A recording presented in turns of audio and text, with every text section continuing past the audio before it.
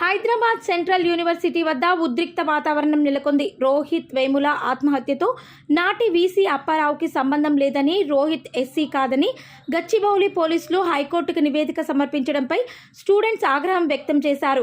విద్యార్థులు భారీగా తరలి రావడంతో శాంతి భద్రతలకు విఘాతం కలగకుండా అదనపు పోలీస్ బలగాలు యూనివర్సిటీ వద్దకు చేరుకున్నాయి.